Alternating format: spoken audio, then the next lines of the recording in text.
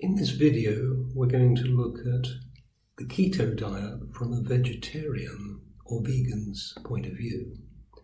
Now, vegetarians and vegans can move their diet towards a keto diet, but it's just that little bit tougher, as I'll explain. Now, the principle involved in a ketogenic diet is that if you restrict the carbohydrates and increase the amount of fat and protein in the body changes gear and begins to burn its fat at a much faster rate. Now, whilst this video is aimed at vegetarians and vegans, the same principles apply to meat eaters too. Now, you can go online and find some very simple calculators that take a look at your age, exercise levels, and the speed at which you want to enter ketosis. That's the fat burning state. And they set the macronutrient percentages for you. So I'll give an example of one taken from a typical tool, and I'll give a link to that tool below. So as you can see from this image, the carbs are set around about 5 to 10% of your overall food intake. And you'll note that proteins stay constant throughout, so the aim in this calculator was to keep the proteins around about 15%. So logically, to make up the calories you need, you're going to need to increase the fat percentage.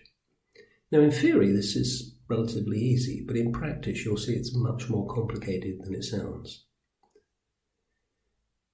Now, to help you do this, I'm going to list another tool below, and that helps you track your foods, and it breaks it out for you not only in calories, but it breaks it out into the grams of carbs, protein, and fat. And you'll see at the bottom of this example that the macronutrients that are required are set as a given percentage. So in this example, and don't see this as an example of the type of foods to eat, but I've just chosen it as an example so you can get an idea really of the protein, that's the third column, versus the carbs in the second column. And the aim is to try to find protein sources, in this example, that would bring you down to 12% and take the carbs down significantly. Now, setting fat is relatively easy.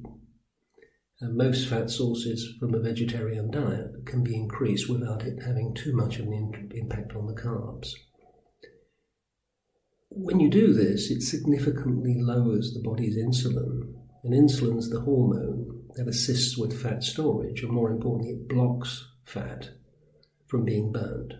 So worded differently, all really a ketogenic diet is trying to do is manage your insulin, and knowing that, you should also realize that snacking between meals can raise insulin. So any snacking needs to be of a zero carb type of food.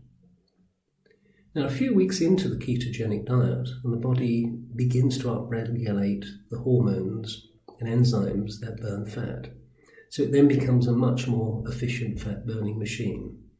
And it can take a couple of weeks for this complete transformation in the way the body manages its fuel. And then after that couple of weeks, you could find a significant kick-up in your energy. Now, some people who are very insulin sensitive notice this change in energy immediately, but it can take a while. So let's have a look at some protein sources of vegetarian type foods. And you're going to want to hunt down these yourself, so research online, and also be aware that if you have a gluten, dairy intolerance or a nut intolerance, you're going to have to be careful with some of these foods. So I'm just going to give an example of a few that I've tracked down, and when you put these into the calculator yourself, you'll see that they have a very high protein content versus carbohydrate content. So when you play around with the diet, you can add new foods or increase these foods if they're already in your diet, and you bring the protein levels up and the carbohydrate levels down.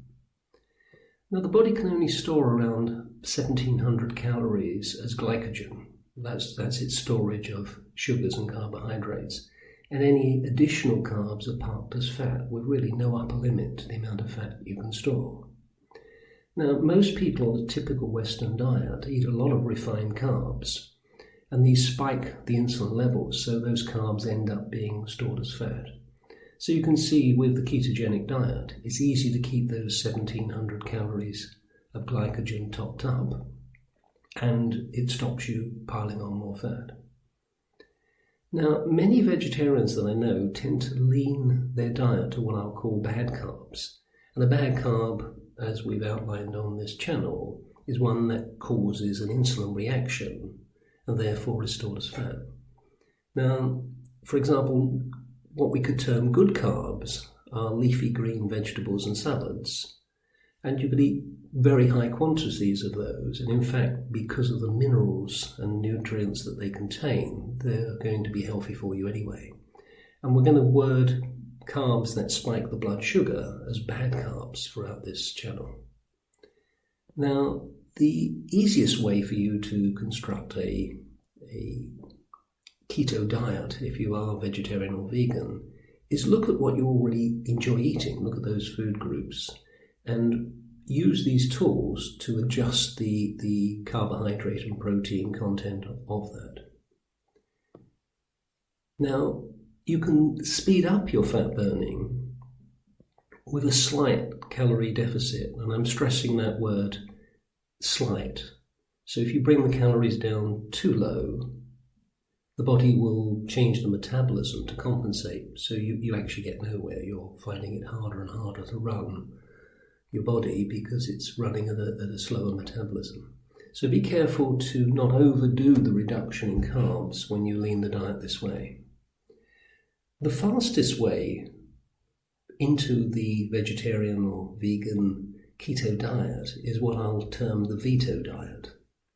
And to move the diet towards vetoing, you take certain food groups and eliminate them. So for the first few days, you're going to want to take foods that very significantly spike the blood sugar, like sugar itself, sweet fruits and fruit juices, along with other drinks that contain a lot of sugars, and more importantly, artificial sweeteners, because they can spike the blood sugar.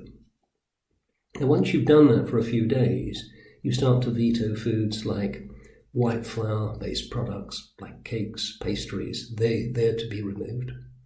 Plus white rice, white pasta dishes, they're to be removed.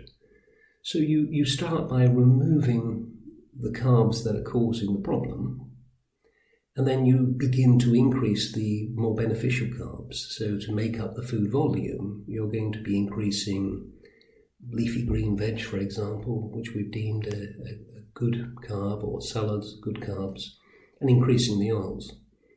Now, in summary, vegetarians and vegans can both move their diets to a keto diet, but it takes a little research and little planning to start with, so hopefully these tools will help you do that. Now, please remember to press the subscribe button and the update link, as further videos on this channel will be coming to you on a regular basis. Thank you for joining us.